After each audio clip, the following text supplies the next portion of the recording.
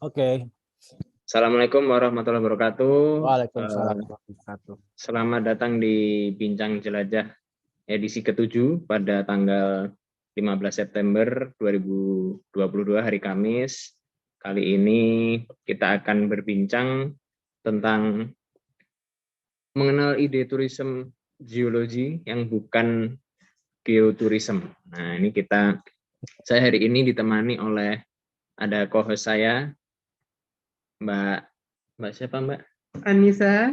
Mbak Anissa Zahwa. Dan Mas. Dan saya Nihan Lanisi. Senang sekali bisa bertemu di acara Dwi Mingguan ini.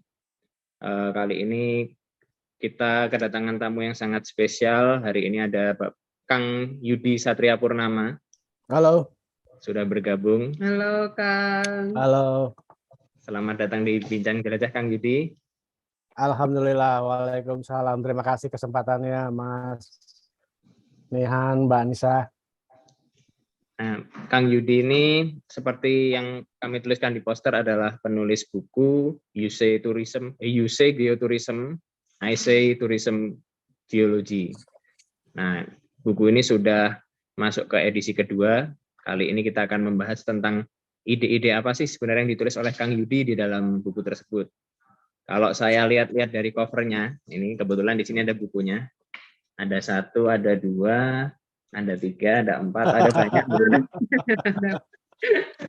Di buku ini ada covernya tergambarkan orang yang sedang berdiri di atas bebatuan memandang kejauhan di bentangan alam yang luas. Nah, dari covernya aja sebenarnya kita sudah bertanya-tanya sebenarnya apa sih di dasar dari buku ini. Nah, tapi sebelum kita lebih jauh alangkah kita ada baiknya kita mengenal dulu sebenarnya Kang Yudi ini siapa sih? Nah, asik. Selamat datang ya Kang Yudi. Selamat datang, terima kasih.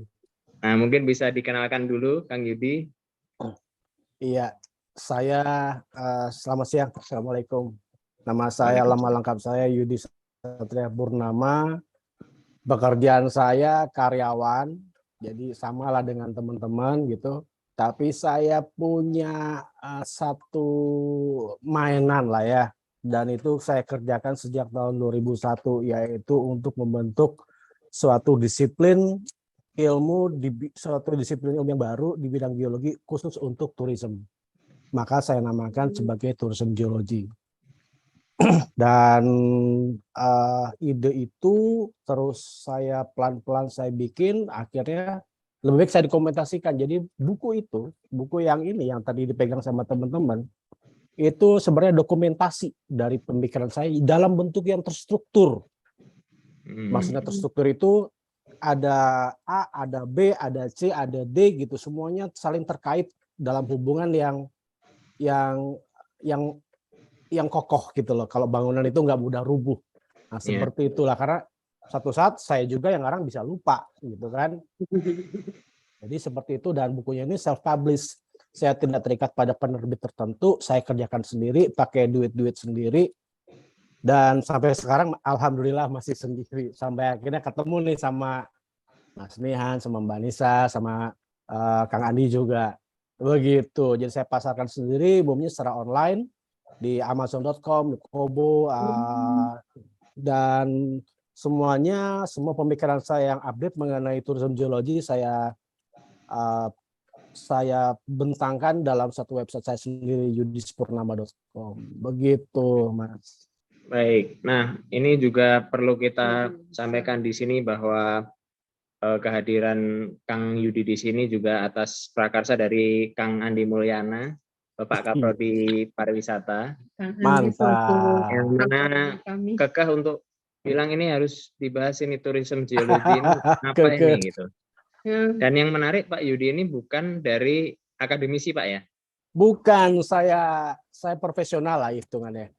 Nah, jadi ada yang menarik di sini karena biasanya buku-buku atau kajian-kajian tentang keilmuan pariwisata itu ditulis oleh akademisi, tapi di sini ada praktisi dan mungkin tidak secara langsung berkaitan dengan pariwisata, tapi mencoba mengembangkan ilmu pariwisata. Kayaknya kalau kita kulik lebih dalam asik ini ya. Iya, ini kayaknya siapa yang edan ya? Kayaknya saya yang edan kayaknya. Ini sebelumnya kan penonton kita kan ada mahasiswa UT, ada yang dari umum juga nih Kang. Siap. Sebelumnya mungkin untuk sebelum melangkah lebih lanjut bisa dijelaskan nggak geologi itu sebenarnya apa sih secara mendasar gitu? Oke. Geologi itu orang kalau tanya geologi itu apa, misalkan orang tuh langsung baca buku definisi dari buku apa dictionary, orang bicara ilmu mengenai bumi bla bla bla bla. Sebenarnya ada yang jauh lebih simpel daripada itu. Geologi itu belajar sejarah bumi, udah itu aja. Jadi dalam geologi itu kita belajar mengenai bentuk bumi dalam kerangka waktu yang sangat berbeda. Dalam dalam dimensi waktu yang jutaan tahun.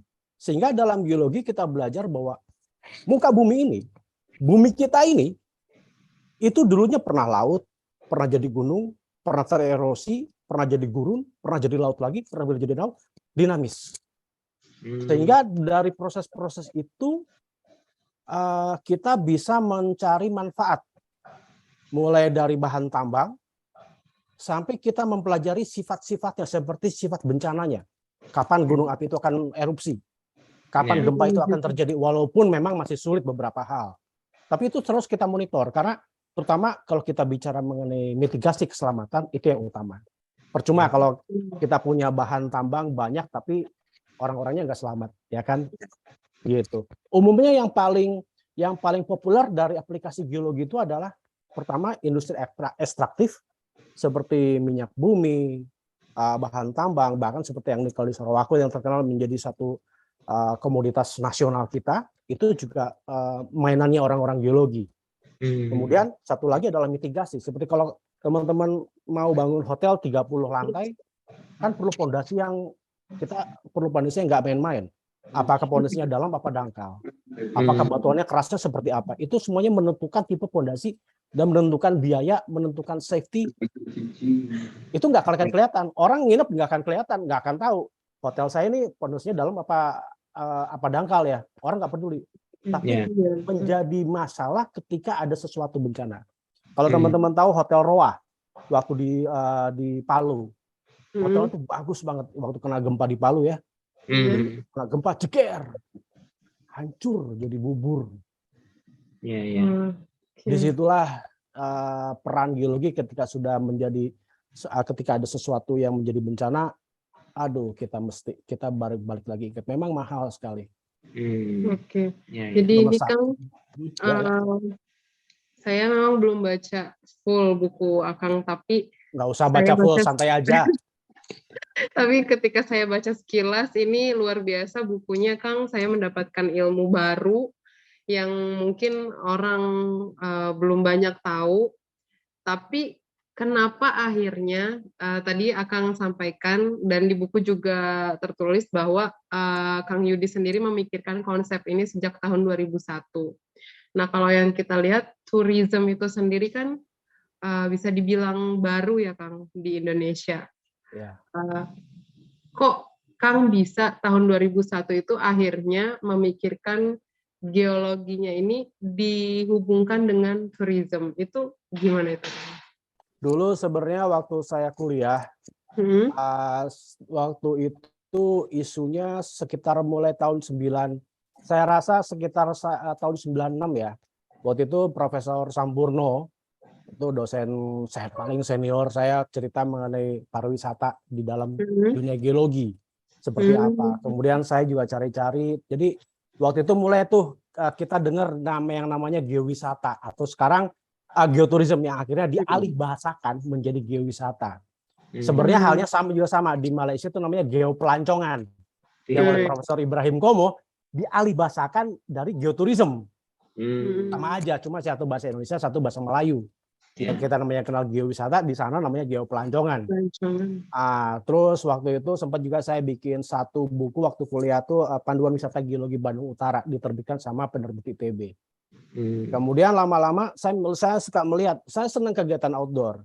Walaupun nggak sering-sering banget sih ya keluar ya.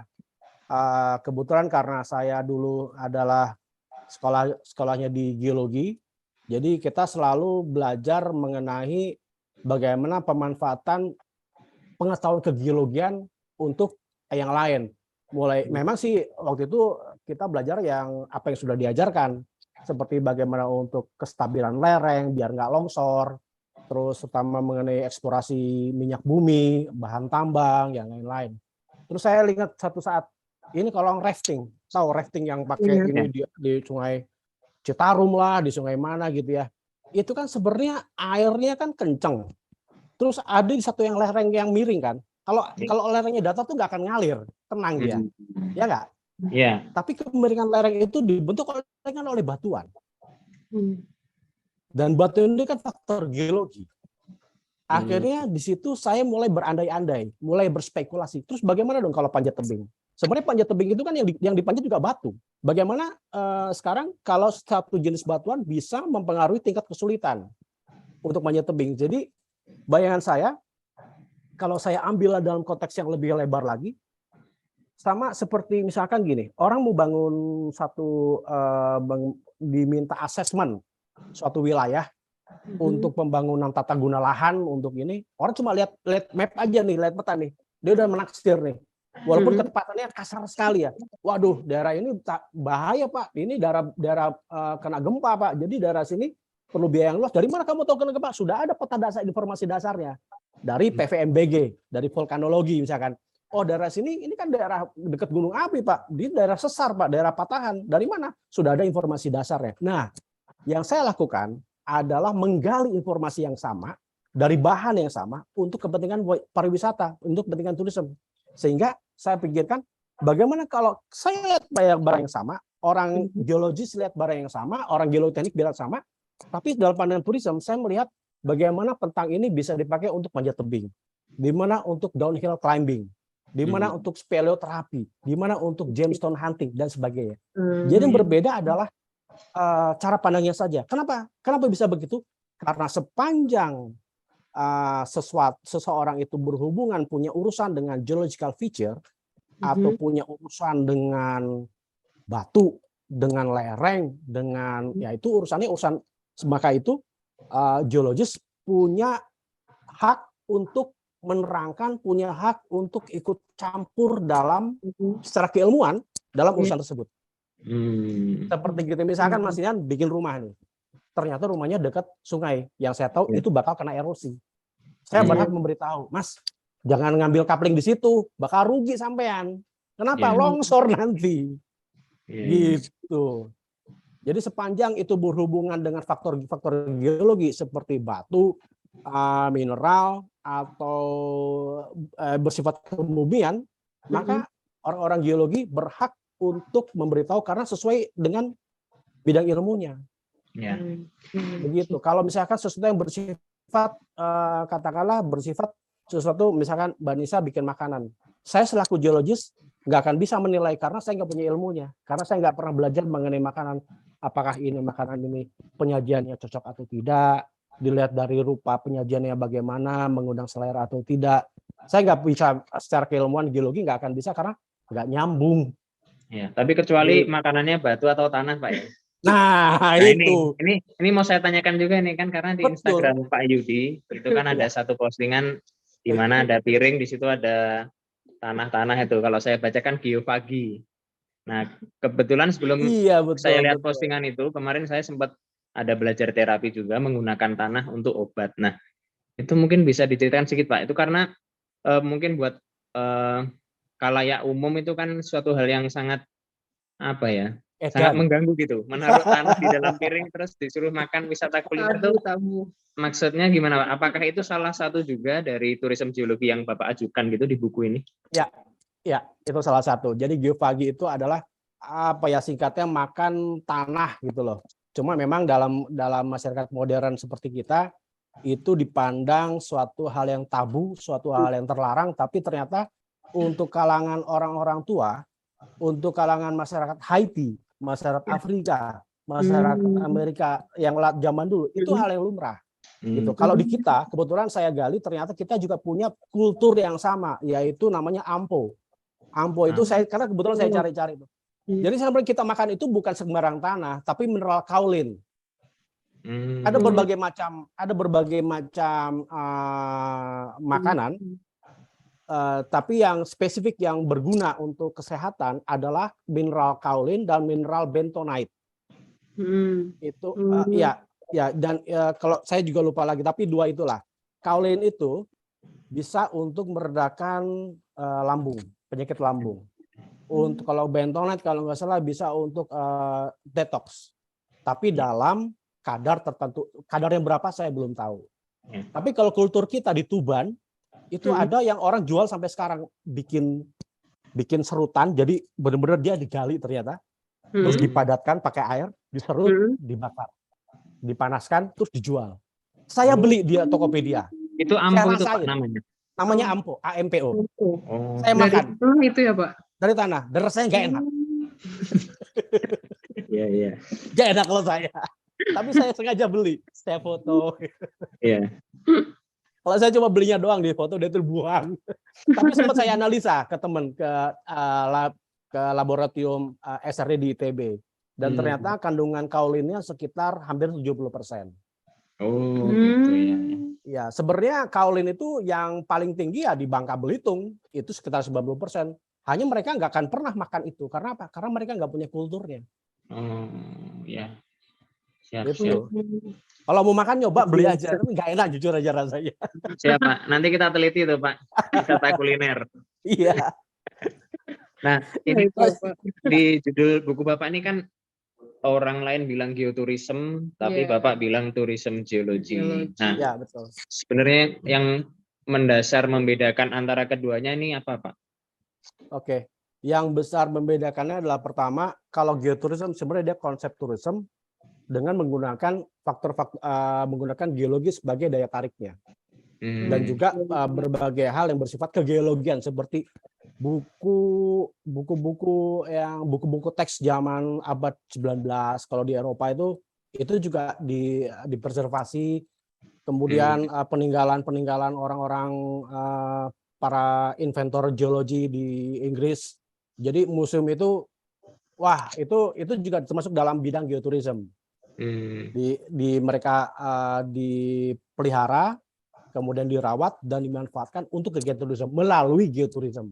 Jadi geoturism itu sebenarnya adalah suatu kegiatan untuk mendukung konservasi supaya kegiatan-kegiatan konservasi ini ada nih yang mendanai melalui kegiatan orang-orang yang datang dan memberikan fee masuk. Sementara kalau geologi, kalau tourism geologi atau geologi pariwisata, di sini adalah sebenarnya masih dalam proposal ya, karena belum diterima, ini juga baru idenya. Adalah konsep geologi yang diaplikasikan ke bidang pariwisata. Serupa tetapi tidak sama. Kalau bukan dalam buku itu ada, kalau dalam buku itu ada di bagian belakang, gitu. Ini, jadi di belakang ini itu, nah dibagi dua gitu loh.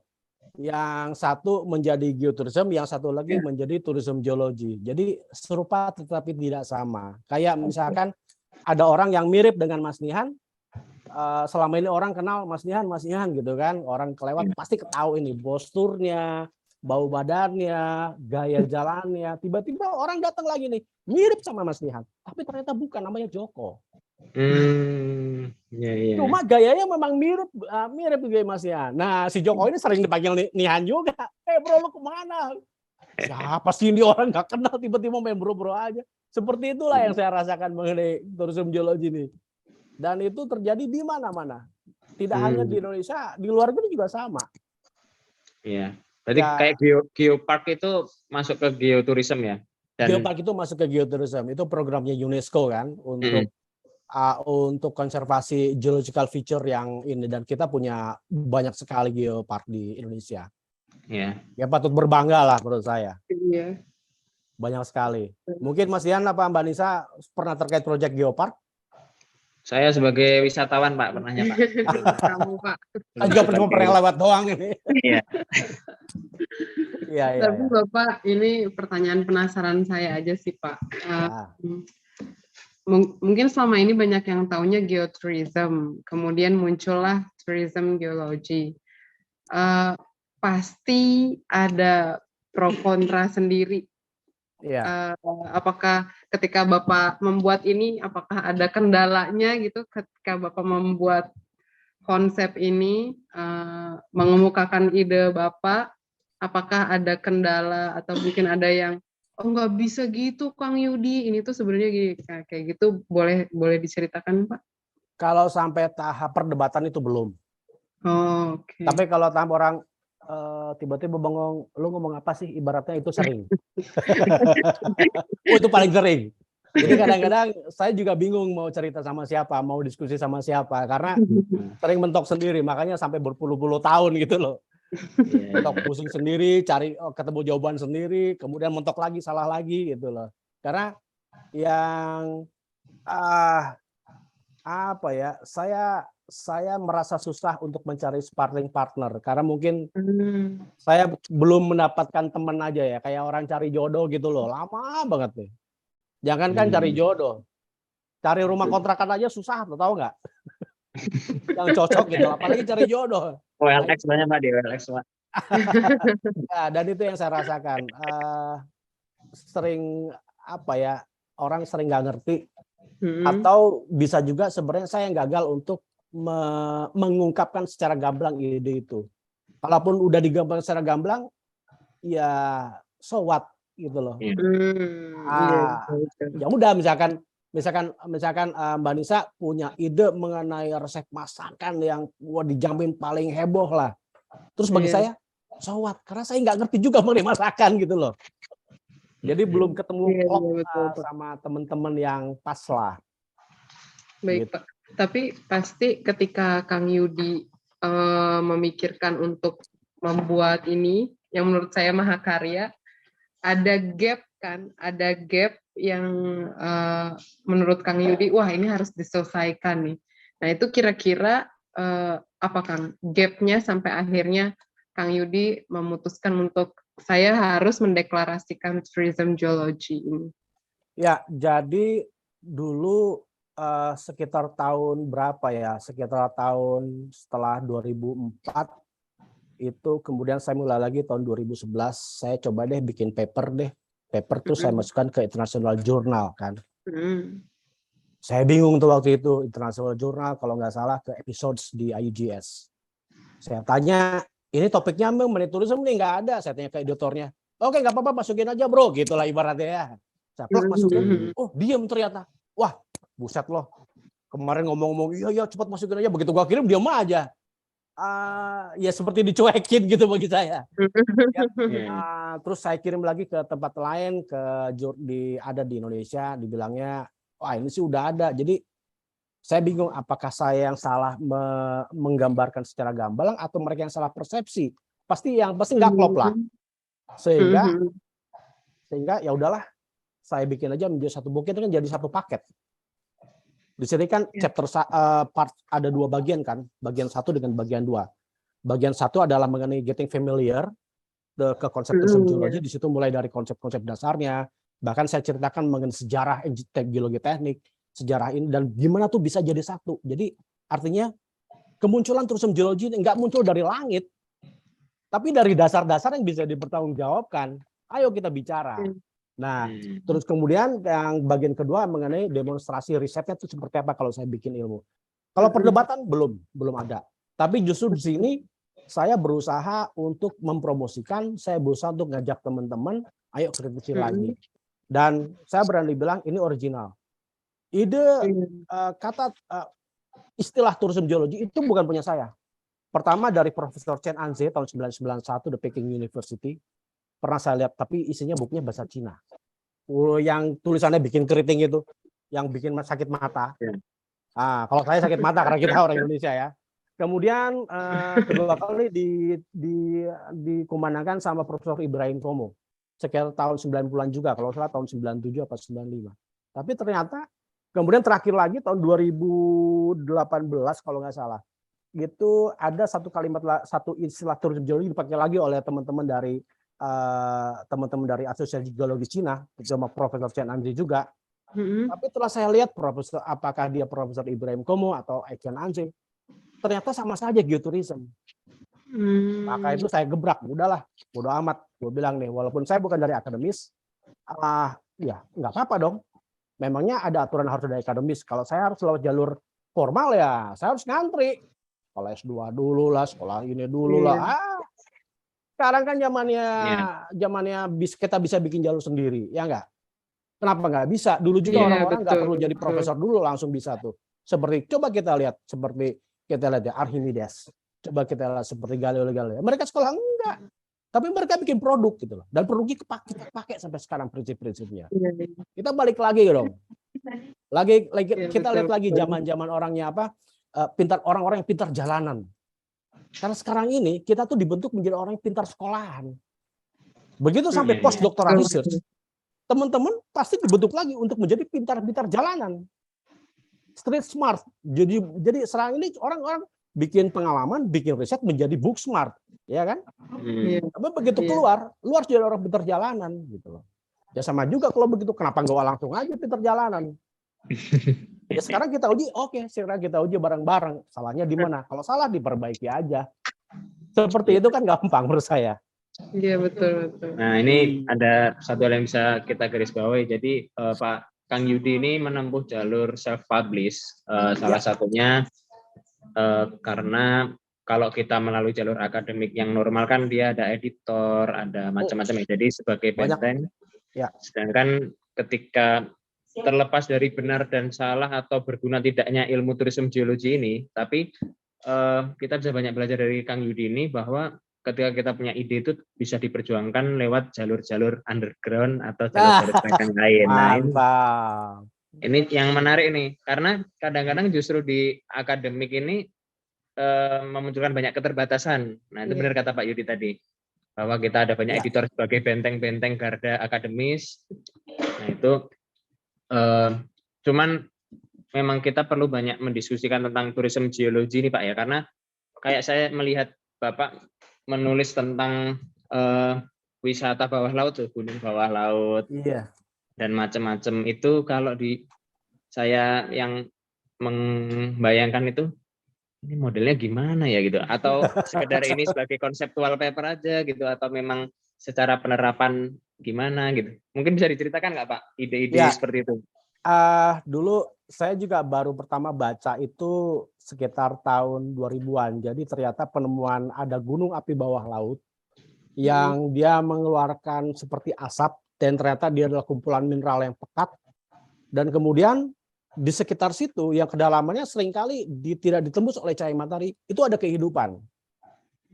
Sama sih kehidupannya ya, yang muncul biotanya ya ada udang, ada kerang, ada kepiting, tetapi mereka hidup mengandalkan kemosintesa.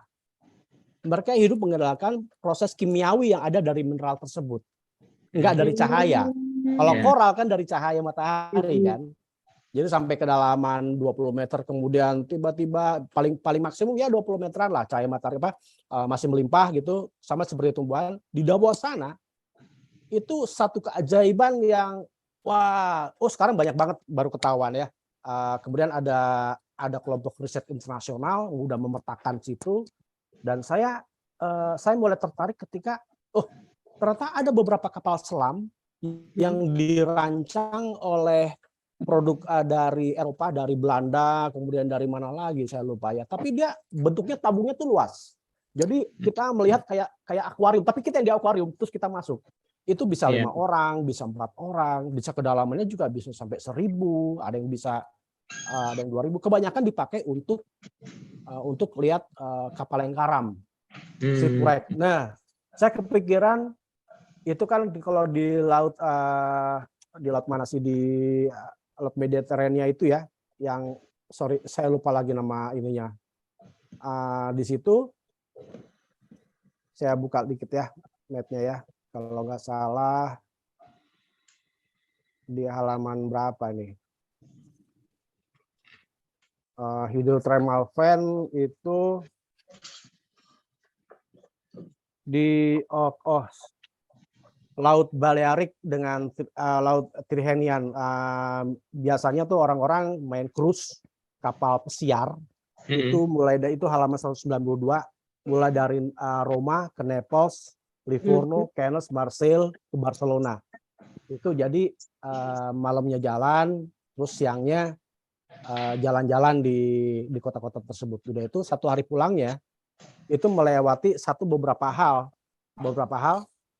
beberapa gunung api bawah laut itu. Nah, terus yang saya kepikiran gimana kalau lagi tur itu kita cegat di situ, kita bikin agreement dulu dengan pihak cruise-nya, kita cegat di situ, terus kita tawarin mau kita bikin pertunjukan live, kita taruh pakai drone ke bawah, terus ada yang juga pakai kapal selam. Cuma ngabisin waktu 1 sampai 2 jam lah. Tapi aktual, lihat langsung, live langsung. Dan menurut saya belum pernah dong, jarang sekali lah orang main langsung ke bawah laut, pakai kapal selam sendiri yang private, isinya cuma 3 orang, terus lihat, wow gila loh, di bawah laut ternyata ada beginian ya. Aduh, saya juga nggak berkebayang tuh. Cuma, wah, bukankah dalam tourism yang kita cari adalah experience? Meskipun mahal sekali itu nggak ada masalah gitu loh bagi orang-orang yang punya duit. Tapi kan experience yang dicari. Once you get it, you never forget it. Iya nggak? Nah, di situ loh. Iya. Di situ sih. Jadi kenapa bisa saya usulkan? Karena kapalnya sudah ada. Tinggal kita nyantolin aja. Iya. Berarti kan sebenarnya sama seperti ide pariwisata ke bulan yang ternyata pada akhirnya juga ada pesawat yang ke sana gitu Pak ya. Iya. Kang Yudi ya. Betul. Mas Rian mau ke sana Mas, ke bulan? Saya belakangan aja Pak. Masih senang di bumi Pak saya Pak. Mendingan bertanya aja Mas kita Mas. Iya. Kita yang ide aja Pak, ntar teman-teman yang berangkat Pak. Oke, ini saya mengingatkan juga untuk teman-teman atau juga mendorong teman-teman yang menonton ini untuk bertanya, silahkan mumpung ada Kang Yudi yang bisa kita bertukar pikiran, silahkan mau bertanya atau mau berpendapat atau berdiskusi, menyanggah, bahkan mungkin Kang Yudi akan sangat senang ada mendapatkan feedback ya Kang ya. Betul. Sudah ada pertanyaan itu. Ini di Instagram sudah ada pertanyaan dari Mbak Yulita. Mohon izin bertanya Pak, apakah Bapak sudah mempersiapkan buku-buku lain untuk diluncurkan dan prosesnya butuh berapa lama dalam menulis buku? Nah, ini lebih penasaran di bagaimana tentang pembuatan bukunya sih Pak. Kalau buku saya ini bukan bentuk buku novel. Jadi saya mulai punya idenya saja itu tahun 2001, cuma ide tok gitu loh. Sampai akhirnya saya harus mencari, ya prosesnya lama, 20 tahun, jujur aja. Tapi mungkin kalau yang sudah punya pengalaman seperti misalkan Mbak Nisa sudah punya konsep mengenai tourism, sudah belajar, tinggal meramunya saja, bisa jauh lebih mudah. Bahkan pernah saya baca beberapa profesor itu kalau bikin paling setahun 2 tahun udah jadi.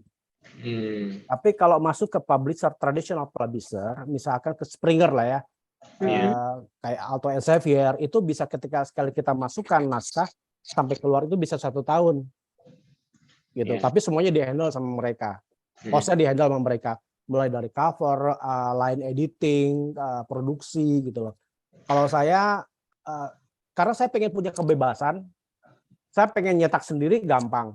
Saya mau ngasih ke Mas Nihan, saya cetak aja sendiri. Saya nggak harus izin ke publisher, punya gue sendiri.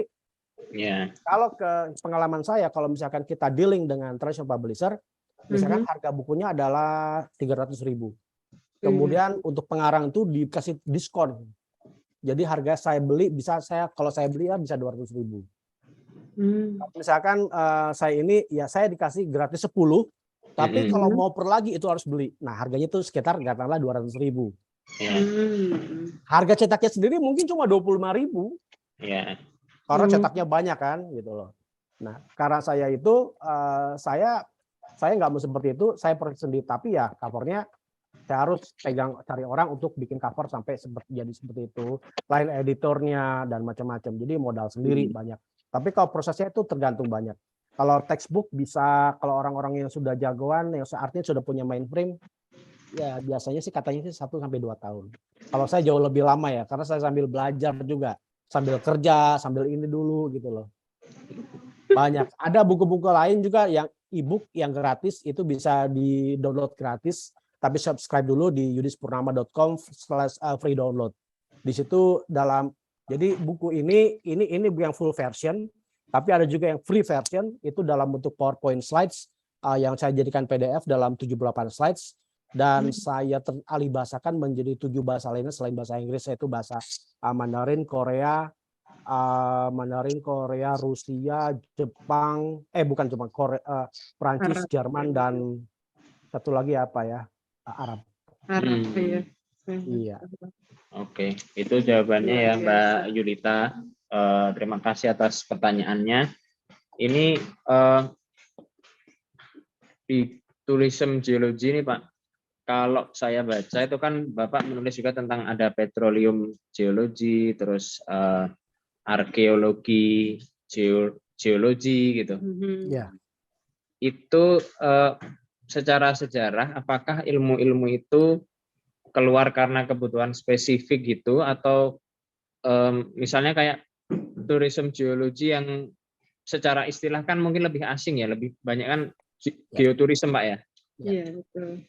Nah kalau terkait istilah-istilah yang ada geologinya itu, apakah itu dulu muncul karena secara spesifik, misalnya petroleum itu kan orang-orang yang mencari minyak, kalau nggak salah gitu Pak ya, Bapak tuliskan seperti itu. Iya. Terus, ya. Nah kalau di tourism geology ini berarti orang-orang yang mencari experience. Kalau dari obrolan tadi saya dengan Bapak itu, Pak Kang Yudi itu mempunyai definisi terhadap tourism itu seperti apa sebenarnya? Sudut pandang ke tourismnya gitu. Oke. Nah, sudut pandang tourism dulu. Kalau itu saya gampangnya saya baca definisi. Definisi tourism itu ternyata beragam juga. Iya. Makanya kalau saya ambilnya gampang saja. Saya melihat tourism itu sebagai fenomena sosial. Kemudian fenomena sosial di mana orang tuh mengambil suatu experience ketika dia pengen lepas dari keseharian mereka. Bagi saya simpel aja. Tapi kenapa bisa saya kaitkan dengan geologi? Karena saya menghubungkan dengan beberapa kegiatan yang berkaitan langsung dengan mineral, dengan batu, dengan lereng, dengan tanah. Itu saya hubungkan semua.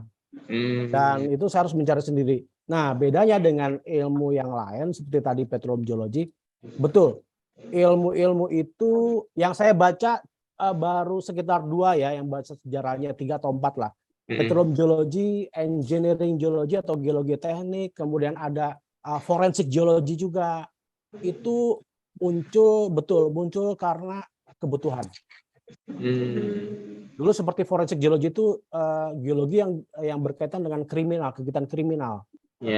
Ada orang dibunuh di suatu tempat, kemudian dicurigai ada tanahnya diperiksa oleh orang geologi, kemudian dipetakan ternyata mobil itu, sampel itu berasal dari suatu titik yang nggak akan mungkin ada di titik lain. Disitulah jadi lama-lama kasus-kasus itu saling, ternyata kasus yang berhubungan dengan faktor-faktor geologi itu banyak, sehingga berkembanglah forensik geologi. Yang saya ini by design. Jadi apakah ada orang betul butuh tourism geologi? Saya belum tahu. Itu aja, saya belum tahu. Justru di sini saya pengen menanyakan nanti ke Mas Nian, ke Mbak Nisa, coba dipelajari apakah selama ini butuh nggak sih tourism geologi? Karena teman-teman lah yang di sini yang merupakan pengguna. Saya itu supplier, saya itu pasarnya. Kalianlah customernya. Kalau customernya nggak butuh, saya mati. Jujur aja, betul. Saya bikin lipstick, tapi kalau Mbak Nisa nggak mau pakai, wah, dagangan saya tutup. Iya, silakan dikritisi. Itu aja sih. Ini ada pertanyaan lagi Pak di Instagram dari Mbak Marsha Satyarini. Halo Pak, seru sekali ilmu baru ini. Bagaimana pengenalan ilmu baru ini ke masyarakat dan bagaimana reaksinya khususnya ke akademisi di Indonesia? Nah, tadi mungkin sedikit banyak sudah dijawab, tapi barangkali ada cerita-cerita yang lain Pak terkait bagaimana Bapak mencoba mengenalkan ilmu-ilmu ini selain mencetak buku ya. Iya, kebetulan ini juga saya baru mulai lagi. Jadi upaya saya untuk promosi ini pertama saya bikin website ya, yudhispurnama.com, dan di situ saya update beberapa pemikiran saya mengenai idealisasi saya di situ. Dan ternyata yang dilihat banyak juga yang dari Indonesia yang melihat, tapi yang respon feedback sedikit. Ya paling nggak sudah ada yang baca lah ya. Itu satu. Kemudian kedua, saya bikin karya ilmiah. Terakhir itu saya baru sempat setahun itu 1 kali di kasus di Mandalika. Kasus Mandalika menjadi KIK pariwisata, KIK pariwisata kan, yang di situ ada sirkuit motor yang baru itu. Nah, pandangan saya selalu tourism geology itu bagaimana? Kalau ternyata di sini itu bisa jadi tempat yang macam-macam, ini bisa jadi apakah kemungkinan menjadi cliff jumping, apakah panjat tebing di sini, kemudian kalau motor trail area kemana, bahkan bisa menurut saya di situ bisa kita lakukan triathlon karena dia punya pantai, punya laut yang jarak terkenjang itu paling enggak tuh sekitar kalau nggak salah 4 kilo apa ya, karena minimalnya segitu. Jadi di situ upaya-upaya, tapi belum banyak memang. Nah sekarang inilah yang diundang sama teman-teman dari UT, saya senang sekali bisa sekalian untuk perkenalan. Berikutnya ya saya juga pasang lagi seperti beberapa di WhatsApp grup, saya pasang mengenai free ebook, silakan ambil buku saya gratis gitu loh. Yang lainnya ya paling riset lagi, dan saya akan sangat terbuka kalau ada teman-teman yang ngajak ngobrol lagi mengenai tourism geology, terutama dari apakah itu dari jurusan tourism atau jurusan yang lain, monggo. Gitu aja. Itu jawabannya untuk Bu Marsha. Terima kasih atas pertanyaannya ya. Ini saya punya satu pertanyaan, mungkin nggak ke kontennya Pak. Ya, di acknowledgement buku Bapak ini kan ada dari Profesor Jafar Jafari ya, yang mana mungkin untuk teman-teman yang belum tahu kan itu kayak mbahnya ilmu pariwisata gitu. Iya. Nah, ini gimana Pak korespondensi akhirnya ke Prof Jafar Jafari ini gimana Pak waktu itu? Saya lihat Google searching, Otek gitu kan. Terus ada beberapa buku yang mengenai karangan dia, paper gitu ya. Terus saya lihat dan seketika itu saya tertarik dengan definisinya mengenai tourism. Karena kata pertama yang dia pakai adalah study of man away from his usual habitat, bla bla bla gitu loh. Wah, kenapa orang ini beda sekali? Kenapa orang ini menggunakan kata pertama study dalam definisinya mengenai tourism? Akhirnya saya kontaklah dia kan. Terus waktu itu sekitar tahun 2000-an deh itu. Kemudian dia kasih saya beberapa education material. Langsung dari sana dalam bentuk hard copy saya baca dan wah di situ saya appreciate sekali. Terus kontak balik-balik gitu loh. Dan saya merasa saya merasa disupport gitu loh. Yeah. Dan dia bilang, "Oh, baru kali ini ada yang nanya seperti itu sama saya," katanya. Apalagi bukan orang tourism lagi. Jadi kok kamu bisa-bisanya nanya. Ya disitulah akhirnya saya baca lagi. Bahkan dia ada multidisiplin tourism itu kan dalam Annals of Tourism itu yang tahun 81 dalam. Jadi kalau disiplin ini memberikan subjeknya ke tourism, dia memberikan subjeknya dalam bentuk apa gitu loh. Ada tuh banyak tuh. Dan saya wow, gila ini dia mikirin tuh udah tahun 80-an itu. Saya jadi termotivasi lagi bikin. Kalau gitu kalau geologi mau ngasih ke tourism apa dong? Apakah geotourism atau kayak yang lain? Disitulah saya langsung dalam tanda kutip berkelana dalam pikiran. Jadi dan kalau teman-teman kontak pasti dia jawab walaupun ya mungkin agak lama. Kalau sekarang udah meninggal Pak Pak. Kapan? Sudah dari tahun 2010-an kalau nggak salah ya, 2015 atau bahkan sebelumnya. Masa sih? Iya, coba ntar di kontak Pak apakah dibales. Saya terakhir minta dia kontak tahun 2020. Jadi balas. Iya, nanti coba saya konfirmasi karena setahu saya Prof Jafar itu sudah meninggal. Wah, yang kontak saya siapa kalau begitu? Iya, berarti ini ya Bapak cukup mendapatkan dorongan dari Prof Jafar ya, dan beliau terbuka gitu. Artinya sebagai akademisi justru membuka kemungkinan baru gitu untuk pengembangan ilmu ini gitu. Iya. Dia nggak bisa komen banyak mengenai tourism geologi, tetapi dia mensupport saya dengan education material. Gitu. Siap. Ini kita sambil menunggu pertanyaan ya Pak ya dari oke. teman-teman yang lain, dan sekedar mengingatkan untuk teman-teman yang menonton ataupun yang menonton live ataupun yang nanti di YouTube bahwa Bincang Jelajah ini adalah program 2 mingguan dari Prodi Pariwisata UT yang akan membahas tentang topik-topik terkini ataupun topik-topik menarik yang bisa kita bahas dari pariwisata. Jadi tidak selalu praktisi, tidak selalu akademisi. Bincang Jelajah ini sangat membuka kemungkinan untuk obrolan-obrolan terkait perkembangan pariwisata di Indonesia dan dunia. Nah, jadi kalau ada teman-teman di sini yang menonton terus merasa dirinya punya ide yang menarik seperti Kang Yudi, ini ide-ide mungkin bisa saya bilang ide baru karena saya baru tahu belum lama, walaupun sudah lama idenya. Atau juga ada ide-ide teman-temannya ada yang bisa diundang di Bincang Jelajah, silakan menghubungi melalui Instagram di @pariwisata_FEUT. Nah, mungkin Pak Yudi ada pertanyaan untuk kami, Pak Yudi? Malah kebalik. Malah kebalik. Jadi ini sangat menarik ya.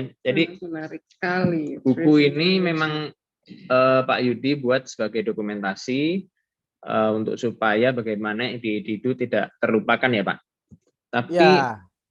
Untuk dari first edition, ini kan sudah second edition kalau saya baca di sini ya. Betul.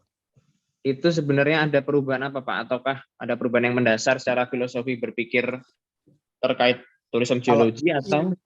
Enggak, kalau perubahan mendasar itu sih tidak. Tetapi karena ini kelasnya textbook, mulanya saya editing juga yang first edition itu. Tapi ternyata banyak dikritik orang karena ternyata dibilang gramarnya masih berantakan lah dalam kelas textbook ya.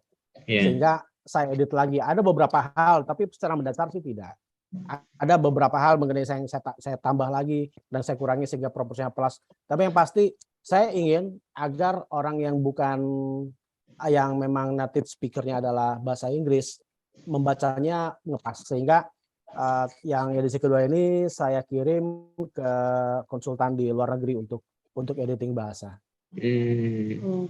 Saya nggak mau diketawain lagi deh, akhirnya saya mundur setback lagi. Saya pikir saya udah oke gitu loh pertama, tapi ternyata saya kaget juga, ternyata responnya begini. Tapi untung jujur menurut saya ya. Akhirnya saya tutup dulu lah, saya setback lagi. Itu kenapa dari tahun 2020 ke 2001, selama tahun 2021 ke 2022 baru muncul lagi. Akhirnya ya udahlah, nggak apa-apa. Kalau blog isinya berantakan, bodo amat menurut saya. Tapi kalau yang sesuatu kita selaku akademis menulis, rasanya tuntutannya jauh lebih tinggi ya. Gini Kang, berarti kalau tourism geology ini apakah ada scope-nya? Misalnya untuk orang-orang yang memang senang outdoor dan relate dengan misalnya hiking atau rafting atau seperti itu, tourism geology. Ya, memang umumnya sih yang kegiatan dengan luar ruangan di outdoor ya. Tetapi outdoor itu tidak harus selalu yang sifatnya hiking, terus bahkan ada yang atau base jumping itu yang paling tiba-tiba dari tebing itu langsung gitu, itu yang paling sinting itu menurut saya. Ada juga yang sifatnya untuk relaksasi, untuk kesehatan. Seperti halnya salah contohnya yang paling tidak populer saya ambil contoh adalah speleoterapi.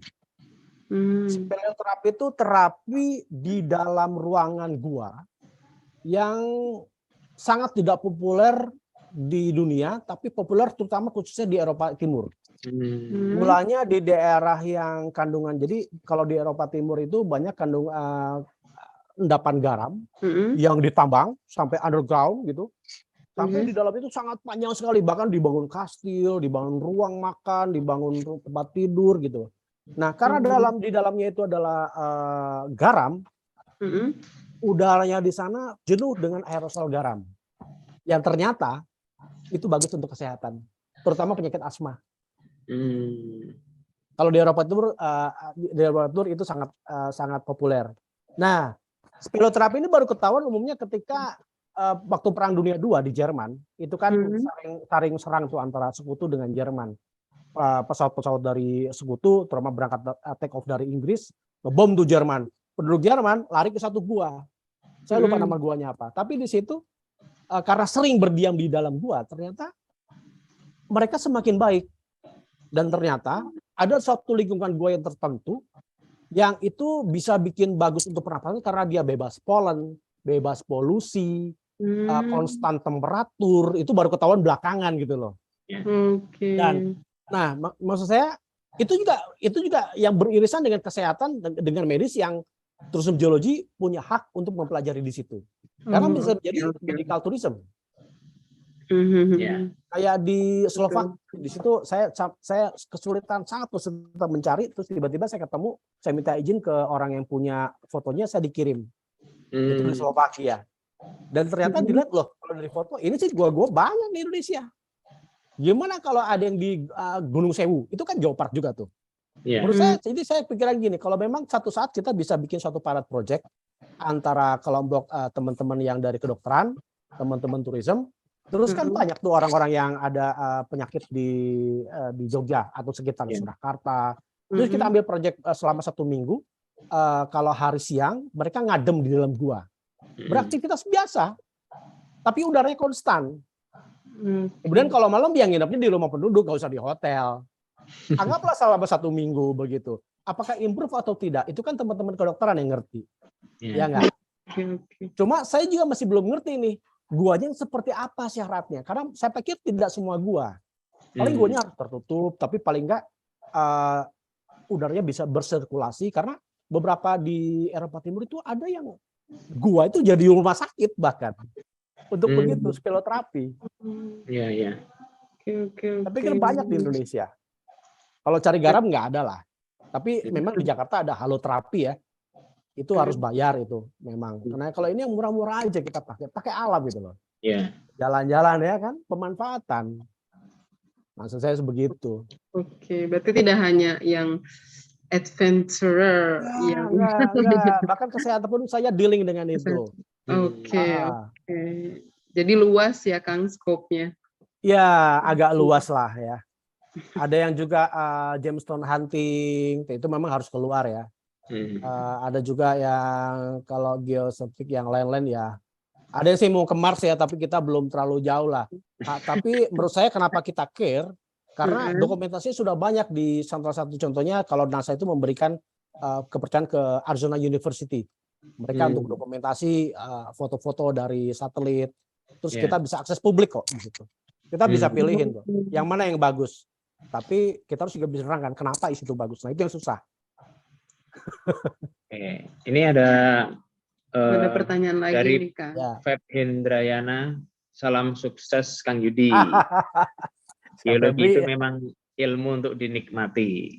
Nah pertanyaannya, apakah sudah ada semacam paket wisatanya? Di sini.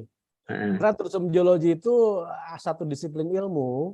Jadi ujungnya saya nggak bikin. Seperti gini, salah contohnya. Kalau ada ahli eksplorasi migas, minyak bumi, dalam industri perminyakan, ujungnya adalah bensin yang kita pakai untuk menjadi mobil. Tapi mulai dari orang cari minyak, itu kan ada rantainya, rantai pekerjaannya.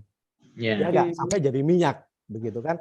Mulai dari dia mencari minyak, diteruskan sampai ke drilling engineer untuk ngebor, diteruskan lagi ke petroleum engineer untuk ngambilnya, dikilang, di marketing, di ini, sampai ujungnya begitu. Nah, sama juga kalau orang bikin untuk geologi teknik. Orang mau bikin hotel, orang lihat dulu pondasinya dalam apa dangkal, oh ternyata pondasinya dalam, harus site investigation, udah itu datang kasih hasilnya pekerjaan ke civil engineer, udah itu mereka bikin struktur kolom, dari arsitek, bikin lagi bentuk bangunan, sampai akhirnya ditempatin kamar hotelnya oleh turis. Tapi geologis itu awalnya cuma awalnya doang. Dia nggak sampai belakang. Nah, di situ bedanya. Kalau geotourism, dia bisa tuh sampai belakang. Karena memang lingkupnya begitu di desainnya. Kalau saya tidak bisa. Ketika saya bisa membuat sampai ke jadi tour, maka saya berubah dari tourism geologi menjadi geotourism. Nah, di situ. Jadi kalau ditanya, apakah siap? Saya nggak punya. Karena memang saya tidak pernah menjadikan tur paket ke dalam lingkup tourism geologi. Itu lingkupnya geotourism. Teman-teman pasti punya deh. Sebenarnya bikin tur itu gampang, tapi itu bukan lingkup saya. Oh iya. Jadi Pak Yudi mengajak kita berwisata di alam pikiran, alam ini Pak ya, imajinasi gitu. Nanti ya, karena karena tiap ilmu itu kan punya subject matter, punya focus of interest ya.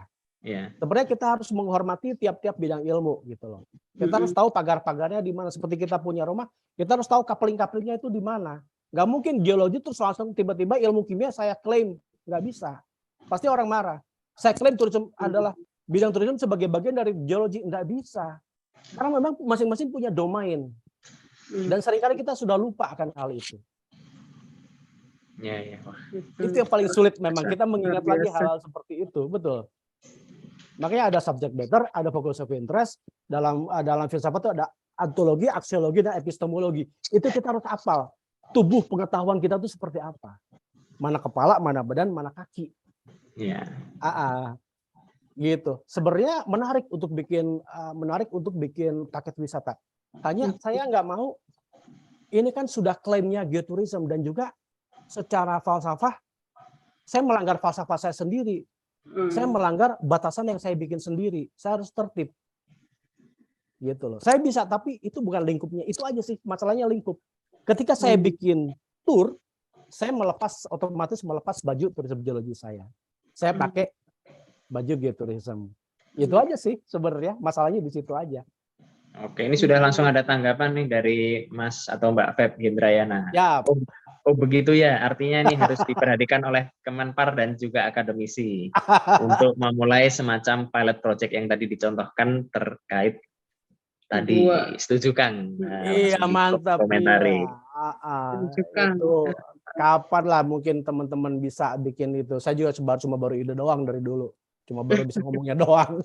Ya, nanti langsung kita forward ke Kang Andi Mulyana Pak untuk tindak lanjutnya. Mantap.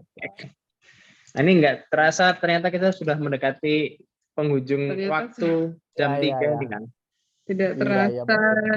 Jadi mungkin ada closing statement dari Kang Yudi. Closing statement apa ya? Saya nggak nyiapin juga sih. Tapi mungkin satu hal yang sifatnya lebih umum lah. Kalau teman-teman punya suatu cita-cita, bikinlah dikit-dikit. Tapi kita juga harus ingat tanggung jawab kita, karena saya yakin teman-teman yang dengar semua ini, kita semua orang-orang dewasa. Begitu kita mencapai suatu kedewasaan, artinya kita punya dealing dengan suatu tanggung jawab kita sendiri. Nah, selain kali itu bagaimana tuh caranya? Ya diatur-atur lah. Ketika kita punya waktu, ya kita kerjakan cita-cita kita. Karena rasanya kalau cita-cita itu kita buang, kita tuh bukan siapa-siapa. Jujur aja. Kenapa saya bertahan sampai ini? Karena saya cinta, karena saya suka. Siapa yang bayar saya? Nggak ada. Tapi buktinya saya mampu. Kalau saya mampu, teman-teman juga pasti mampu. Jadi, dan ada satu pesan lagi sama guru saya. Kalau kamu berbuat untuk orang lain, pasti Allah akan bantu. Dan kita harus ikhlas. Kalau kita ikhlas kerjanya, Allah pun akan ridho terhadap kita. Alhamdulillah. Gitu ya. Luar biasa, Kang Yudi. Suatu kesempatan yang sangat kami terima kasih ini, Kang. Iya. Sama-sama. Kurang lama ini waktunya. Aduh. Saya deh main ke situ deh kalau ini. Siap, Kang, ditunggu. Diantos, Kang, diantos. Alhamdulillah, bangga.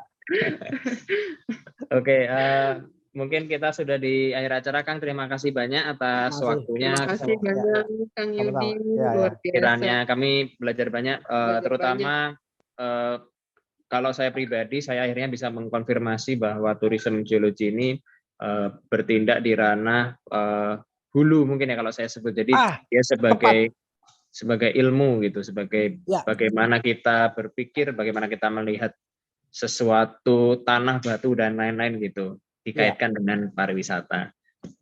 Dan semoga Kang Yudi mendapatkan lebih banyak kawan sparing untuk berdiskusi, berdebat, untuk mengembangkan ilmu ini. Nanti mungkin dari teman-teman prodi pariwisata UT barangkali ada yang tertarik untuk mendalami atau mengembangkan ilmu ini. Nanti semoga ada temannya, mungkin Mbak Nisa, Pak. Kalau saya kebetulan fokusnya sebagai wisatawan. Ya, mungkin sampai sini dulu ya, Kang ya. Terima kasih banyak. Terima kasih. Semoga sehat dan lancar selalu. Sukses selalu, Kang. Alhamdulillah, terima kasih. Insya Allah kita akan berjumpa lagi teman-teman penonton Bincang Jelajah di hari Kamis tanggal 29 September dengan topik yang masih dirahasiakan. Asik. Oke. Iya, Terima iya. kasih. Selamat sore. Gitu. Assalamualaikum. Sore. Waalaikumsalam. Ya. Terima kasih Kang. Terima kasih, Kang. Ya, mari. Oke. Kang Andi, Kang Yudi mau ngomong sama Pak Andi dulu nggak Pak?